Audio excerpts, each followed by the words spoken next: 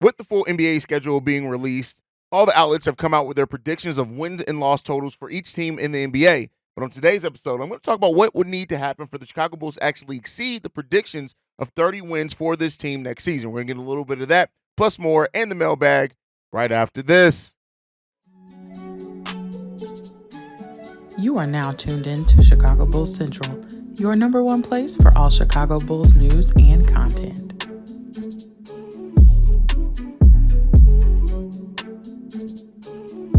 What's going on, Bulls fans? Welcome to another episode of Chicago Bulls Central, your number one spot for everything Chicago Bulls related. I'm the host, Terry Hayes, but more importantly, you guys can follow the channel at Bulls Central Pod on every social media platform we happen to be on. With that being said, let's go ahead and get into this content for today, y'all. And so, when it comes down to it, the Chicago Bulls, the experts, the people that predict, the outlets, the betting sites, they don't look favorably upon the Chicago Bulls win-loss total. Typically, the Bulls are predicted to win between 27 and around 30 games by most outlets. You have some that are kind of little side riders that predict the Bulls to win more. And I want to talk about today what needs to happen for the Bulls to exceed that win total. Now, you guys know I've been very consistent. I see this Bulls team winning between 30 and 35 games this season personally, but what needs to happen for them to even exceed my expectations? I think there's a couple of different tiers on top of something with coaching that we have to talk about here that could get the Bulls a higher win total than what a lot of people are predicting. First up, of course, the young players break out further, right? Kobe, Ayo, they continue the trend that they had last season as far as upping their output at every level, basically. And if that happens, that is going to help propel the Chicago Bulls to being a much better team, as well as Josh Giddey coming into this team, being in a situation that kind of more fits his skill set and where he's been best at in his NBA career. If Josh Giddey comes in here and is the point guard that the Chicago Bulls want him to, as far as his creation and how he creates open look for players, is something that just takes their offense to new heights. Yeah, those are things that absolutely could contribute to this Bulls team being a much better team than the 30-win team a lot of people are predicting the Bulls to be. And then also, you can't overlook Patrick Williams' part in this at all either, right? You know, a lot of people have talked about it and have said that maybe Patrick Williams was held back by a player like DeMar DeRozan and his gravity there. We even have a voicemail, that looks at the position of Patrick Williams, which we'll talk about here in a second. But I think regardless of any of that, it comes down, as I've been saying, to the mentality of Patrick Williams. Some people say the position, some people say the players that have been around him. Some people even, like my boy Winton, he talks about Billy Donovan not utilizing him correctly. There's a combination of all those things, right? I don't think it's any one thing because Patrick Williams has been so passive at times that, you can't overlook or just blame it on coaching, I don't think. And I've talked ad nauseum about the position thing. Honestly, there's not much difference between the way Billy Donovan uses a 3 and uses a 4, but I'll get into that more heavily and kind of getting into the analytics of it when it comes down to Patrick Williams in the position type thing. But I think if you look at those 4 players, if you have a combination of 2 to 3 of those players making another leap, not just a step, a leap, right? Then yeah, the Bulls can definitely be more than 27 to 30 wins. Now, if you can get all 4 of those players to make a considerable step up, right? Maybe it's not the huge leap, maybe not the leap that we saw from Kobe and Ayo last year, but maybe all those players make steps. Even Josh Giddey making a step up from when he was 17, 8, and 6. If they make those steps up, Patrick Williams goes from being a 10-point per game scorer to 12 to 13-point per game scorer, especially with Zach LaVine still here getting a lot of shots. Maybe those things happening does help put this Bulls team on that path. But then there are other things, right? So those are players kind of breaking out kind of further than what they do. And then the next one is a surprise leap. When you look at Dalen Terry, Julian Phillips, especially Manas Busilis, in his rookie year, but if either one of those guys, you got a second, a third, and a first-year player in those cases, if any of those guys are much better than advertised or much better than expected, oh yeah, the sky is the limit for the Chicago Bulls, especially if it ends up being like a Manas Busilis. If he comes in here to this team and he is more than just kind of the energy guy and the weak side defense, but he actually shows himself as being, no, I'm a poised player and I'm a force to be reckoned with in his rookie year. I expect that to kind of go over time, which we'll get into for a minute as well. But if Julian Phillips, right, a guy who, I think would have gone in the first round, had a 3-point shot, not kind of fallen off in college, but you look at what he brings energy-wise, potentially defense and shot blocking ability as well. Like, to have some lineups, and I don't think it's going to be a lot, but if you have lineups of Manas Busilis and Julian Phillips out there together, as these young athletic guards, especially offensively, that can get out and run with an Ayo Dosunmu or a Josh Giddey, that's dangerous offensively. Then you talk about defensively, like they're both their blocking ability, like, yeah, it could be fun. It could be a very fun thing. Again, fun and solid player, very different. I like to always make the distinction between those two. But yeah, so you're looking at that aspect of it. And I think if you have a surprise leap and a Dalen Terry as well, a Dalen that, there have been more Bulls fans, I think, this offseason than I've ever seen, in the comment section saying, hey, I think people are sleeping on Dalen Terry. Maybe Dalen's going to be a player this year. And I'll tell you what, if he is, if Dalen Terry comes into this season, in his third season, and shocks, like, and actually more so than just looks like an energy guy, more so than just looks like a guy who can finish in transition. Like I said, that one game where Dalen Terry hit 3 to 4 3-pointers and something like that, like confidently at that. If we see more of that Dalen Terry more often this season, oh yeah, that definitely changes the ceiling overall of the Chicago Bulls. And I think you got to look at that. And then a surprise vet contribution. Now, the reason why I have these players listed is because of the things going on with them. First off, Lonzo Ball. You guys know I've been very consistent and, kind of realistic. I like to be realistic with the takes, is that Lonzo Ball, in best case scenario, is going to play maybe 50 to 55 games, maybe 60, maybe 60. We don't have a lot of back-to-backs, so that kind of frees up him to play a little bit more. Well, no, we do. We got over 13 back-to-backs. So, that's something you got to look at. But if Lonzo Ball does come back, and while he's trying to make history with his comeback, this is a unprecedented comeback that Lonzo Ball is trying to do. If he does that and is solid, regardless of what the minutes, how many games is, but if he's somebody that you look at and say, hey, when he's on tonight, even if it's just defensively, he's able to bring that intensity defensively with some three-point shooting, that definitely helps the Bulls bench. Again, I'm not necessarily saying I'm expecting that from him, but if he does, that can go a long way. And then Zach LaVine. I think Zach LaVine has a lot to prove this upcoming offseason. And I think he's going to be motivated to prove that. Now, hopefully he does that within the confines of playing within the team structure. And if he does that and takes this team to a new level of just being efficient, getting back to the 50, 40, 90 player, right? Giving more effort defensively. If you get that contribution and Zach LaVine ends up staying on this team for a full season, that definitely helps up that ceiling for the Bulls as well, where they can go above those 30 wins. And then I'm going to also pick Chris Duarte on this list. Now, this may surprise some people, because I've been a guy that, when people are like, oh, well, Chris Duarte, he's going to pass up such and such. I'm like, I don't necessarily see it. But if he does, if Chris Duarte, who's also in kind of a prove-it mode, he's going to be a restricted free agent at the end of this year, regardless if that next deal is with the Bulls or not, Chris Duarte could very well be fighting for a opportunity to show that he can be more than just a back end of the bench guy. And we've seen it with Chris Duarte's rookie season. We've seen those things from Chris Duarte. So if he's able to come in and do those type of things again, be defensively, be a solid three-point shooter, those type of things for a team that can need all of those, yeah, that also helps up that ceiling. And then overall, it all comes back as well to two other things that aren't really tangible. That's coaching. Is Billy Donovan going to coach this team to the best of their strengths? And that is one of the most inconsistent things about the Chicago Bulls team on top of Patrick Williams. Billy Donovan has not always used players in the areas that they are strongest at. That's been one of my biggest criticisms on Billy Donovan as a head coach. On top of the development piece, things like that. But like, if Billy Donovan learns from his mistakes early, and these young players, because we're a young team now, right? We took away 2 years off our average age. If we learn from the early season mistakes and we come out of that a stronger team, we talked about how rough that first month of the season is for the Chicago Bulls.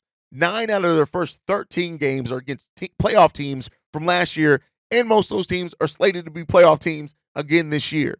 If the Bulls do have a rough start of that season, and the coaching staff and the players, they learn from that, they get through that rough patch and learn to play and figure out the things that kind of best help them fit together as a unit, then yeah, the latter half of the season for the Bulls could be much, much easier. And so we gotta hope that that's the case. But those are the things that really could help this Bulls team be a much better team than what they're predicted to be heading into the season. Listen, I get it. There are some Bulls fans that really, truly think this team is going to be even better than what it was last year per record. Now, I don't share those sentiments, but it is a possibility that you can exceed your expectations. It just comes down to some luck, some skill, some execution, and the intentionality from that coaching staff, the player development staff, of how we're working and growing these players and learning it. And don't overlook the assistants either. bringing in Wes Unseld Jr., bringing in Dan Craig, bringing in these guys who, again, have been instrumental in helping develop other players, really good players over the course of their coaching careers. That really does help kind of up that ceiling as well for the Chicago Bulls. But let me know your thoughts down below. When you hear the predictions, 27 to 30 wins is where most kind of outlets have the Chicago Bulls. Where do you predict the Bulls' record to be? Do you think the Bulls are going to be kind of easily keeping that top 10 protected pick, or at least being in the lottery for that? Or do you think that this is a Bulls team that could end up contending for a playing spot or maybe even more? Let me hear your guys' thoughts down below. Now, we had an emergency episode that I dropped in both the podcast form and on the YouTube yesterday in regards to Kenny Lofton Jr. being signed to a one-year contract by the Chicago Bulls. Now, I've seen a lot of fans since then talk about, oh, well, the Bulls are going to waive Batum and they're going to bring in Kenny Lofton Jr. It just makes more sense. Kenny Lofton Jr. is a better player than Batum. Honestly, I can't say that. Personally, I can't say that. I know that Kenny Lofton Jr. has had more NBA moments than Batum. That's undeniable. You can't deny that. That's not something that's up for conversation. He also comes in at a position kind of, we need more big men than what we need, kind of wings and guards, but that is what it is. But I think the ultimate kind of place that this is going to end for Kenny Lofton is probably being on a two-way contract for the Bulls. Now, if the Bulls do end up moving on from Vooch or something like that, yeah, he can be brought up to the actual roster. But I think this is more so signing him to that camp deal so he can get a little bit more money on his two-way contract, because that does do that, right? When you're able to sign a player to a camp deal, they see out that camp deal, and then you convert them to a two-way contract. That's what we did for Derek Favors last year.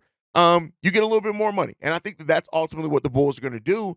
And it's a calculated risk to bring in somebody who is still 22 years old, still has a lot of room to develop. You can develop him in your system down in the G League and see what happens. And if you do need a big man on the night, he can come up. If you do end up making a trade that leaves your big man rotation even thinner than what it already is, that gives you another flexible body there. So it's the Bulls kind of doing more things than the Bulls have done, right? It's not surprising. But, what's his opportunity? What's his realistic chances of making the final roster? I'll say this. If Batum comes in to training camp and doesn't look good, there is a possibility of that. That's what non-guaranteed contracts are for. I do think we need three-point shooting almost just as much as we need a big man. But then again, in fairness, we haven't really seen Ernolat be a consistent, solid three-point shooter at the NBA level. Matter of fact, when I did my topic on him a couple of days ago, one of the things that I pointed out is how much does the European three-point shooting that we saw from Batum translate to NBA three-point shooting? And we haven't really seen that at a big level yet. So I think Kenny Lofton Jr. has an opportunity to make this team. I think it's probably going to end up being a two-way contract, but we'll see what happens. I like Kenny Lofton Jr. You can go back and listen or watch that episode yesterday where me, Kev, and Steve-O kind of get more in depth. I like him. He's an efficient player. He's a dog. He's a good physical guy, and he does have a lot of skill. The question is, how much of that skill can you translate to NBA, right? And that's the question that the Bulls are hoping to uncover. And I guess we'll see. But with that said, let's go ahead and get into the mailbag for today. We got 3 voicemails we're going to get into. By the way, I need some more of y'all to listen to voicemails. It's starting to die off. And this is time where the voicemails usually start dying off until training camp. And then training camp preseason, they start picking back up. But I want to hear you guys' thoughts. Things aren't done. The schedule's out. Predictions are in. We just signed a player in Kenny Lofton Jr. So need you guys to call in. Go ahead and leave those voicemails. I'll tell you guys how to do it later in the show.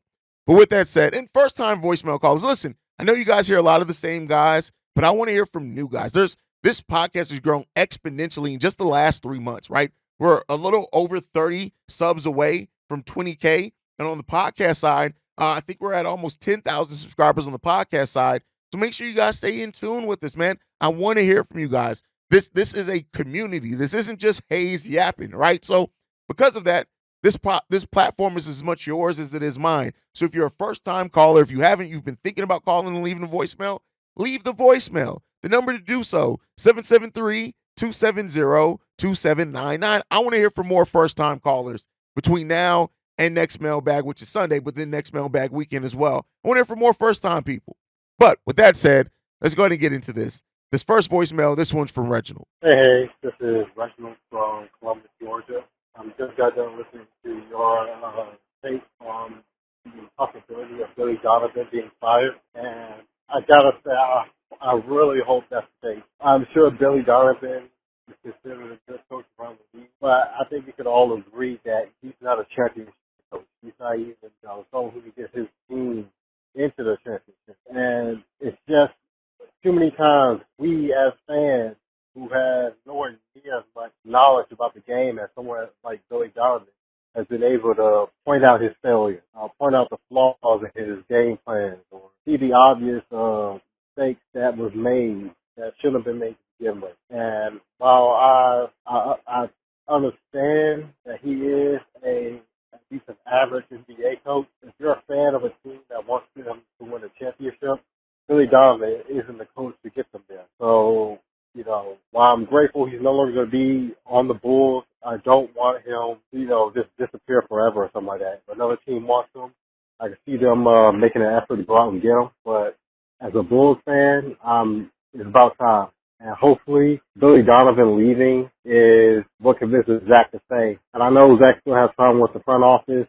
My guess is the front office won't be there too much longer than Billy. But let's just hope for the best. I still think Zach LaVine is probably more valuable than Billy Donovan and AK combined, simply because he makes, I guess, Jerry Reinsdorf more money than those two. And people actually pay to see him play. And in this system where they're running more, and all the things people are asking him to do is shoot, this is the type of team he should have been on to begin with. This is really the first time where you expect him to shine and not have to carry the weight by himself. Not asking him to do too much or too little. Just, hey, go out there and shoot and do you. But thanks. What's your opinion? I mean, I like the way that you worded that. Billy Donovan is a good coach, but not a championship coach. And I think we've seen coaches kind of in similar veins win championships to Billy Donovan, but they have to have damn near the perfect roster. And that's what it comes down to. And maybe the Bulls are trying to build that perfect roster, but I do think that regardless if it's early or if it's at the end of this next 2 years that he has on his contract, I think it's done. I don't think Billy Donovan comes back unless this Bulls team does hit a leap. A lot of these players hit a leap to where they are now contending for playoffs. I do think Billy learned from leaving OKC a bit early where he would have only really had 2 years of struggle. But I still think you look at that and say, hey, Billy, if we do start winning at a higher level, maybe Billy does stay and maybe the front office wants him to stay. Not necessarily saying that that's what I would want to see, but I can see the front office doing that. I still think the most likely scenario is Billy Donovan staying to the end of his contract at the earliest. That's my thought process.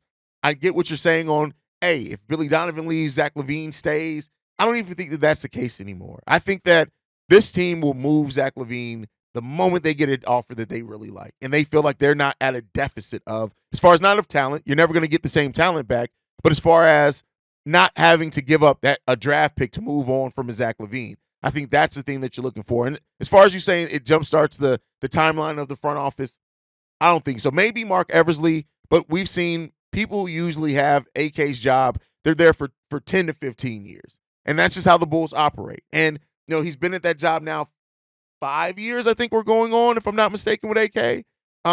So we got another 5 years at the minimum of AK. So even if Billy Donovan does move on, I don't think that signifies that we're then going to be moving on from the front office shortly thereafter. Maybe I'm wrong on that, but I'm just kind of reading the tea leaves of how this franchise is operated. But yeah, you guys can let me know what you think on that down below. Great voicemail as always, Reggie. Let's get into this next one. This one's from Todd.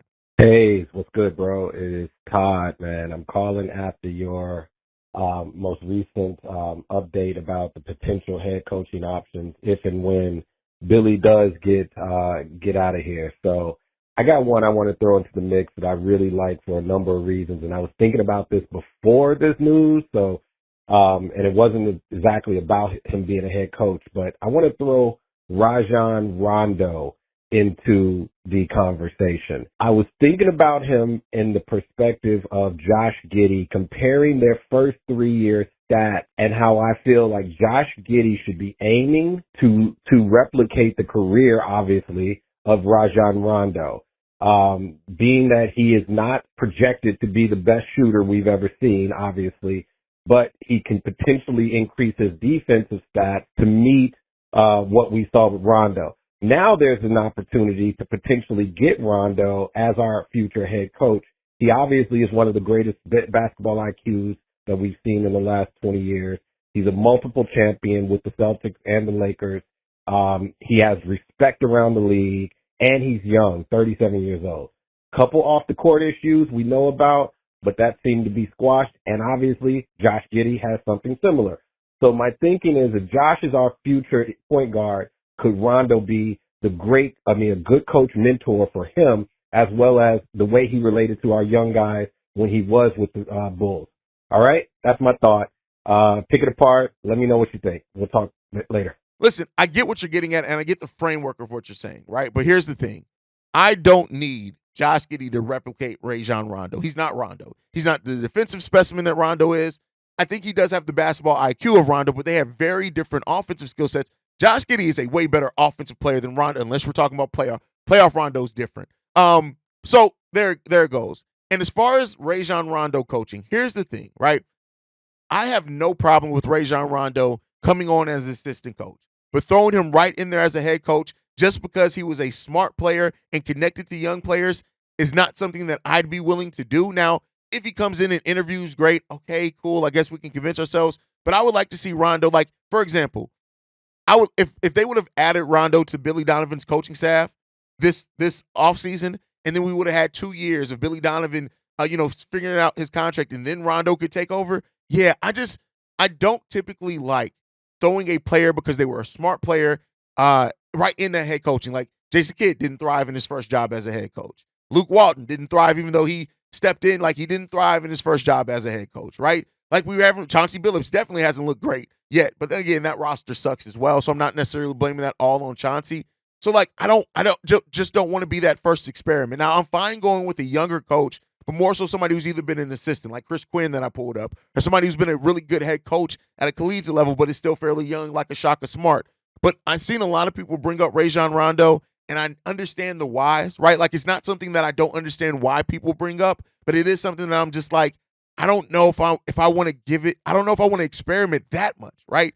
Like let him be an assistant somewhere first and see what that brings. And because being a smart player and even relating to young players, it's very different when you're in that coaching seat. So that's just kind of my process. Like I understand where you're going with it. It's just kind of my thinking is just like, hey, let's wait on that a little bit. But all right, let's get into the last voicemail for today. This one is from Trey. Hey, this is Trey from Colorado.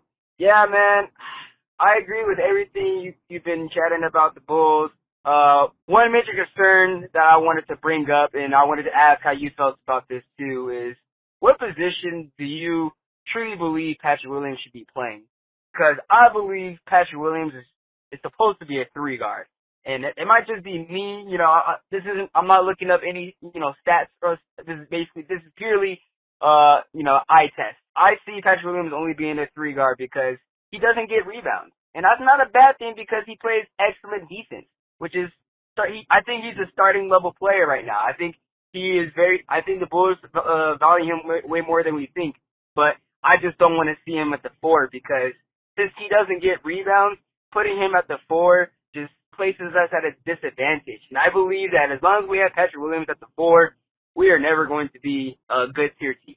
We're always going to be a bad team. And the way our team is currently constructed, I don't see it happening anytime soon. I fear that that's going to endanger Patrick Williams' future with the Bulls because, like I said, I think what's really going to help unlock his, potential that we all see Patrick Williams having is him being at the 3. Now, the reason why I don't think it's going to happen is because if we still have Zach LaVine, I don't see no way where we would have Patrick Williams at the 3 unless it's with the bench squad, right? We got to get, I know Patrick, on paper, our team's supposed to be good with Zach LaVine and Giddey and whatever and whatnot. It's just, we're not going to be a good team as long as Patrick Williams is at the 4. So I just want to hear your thoughts on that. Okay. So you're saying that that the Bulls will never be a good team because Patrick Williams doesn't rebound well. Now, I'm somebody who's firmly against ever saying that, oh, you'll never be this if it's that, because it comes down to team construction. If you have solid rebounding around Patrick Williams, then yeah, you can't say never in my opinion. Now, as far as Patrick Williams at the 3 versus the 4, I've talked about this heavily. Offensively, nothing changes. The way that Billy Donovan uses the 3 and the 4, it's basically interchangeable. The problem isn't the position that Patrick Williams plays. The problem is, in my opinion, the mindset and how he's used. You still need to run actions for Patrick Williams, regardless if he's at the 3 or the 4, and Billy Donovan isn't doing it. All I'm saying is that moving Patrick Williams to the 3 doesn't magically unlock Patrick Williams if nothing else changes. And that means either his mindset, either his mentality, or you're running more plays for him. Now, as far as the rebounding aspect of it, you guys know I love getting into the weeds of things, and this is where I'm sorry, but you're wrong. Now, if you're looking at the raw number of 4.2 rebounds per game, yes, that is low for Patrick for power forwards. But you got to keep in mind, Patrick Williams has always been playing around a double-double machine in Nikola Vucevic, or Andre Drummond's been out there with him. He's always been with extremely good rebounders.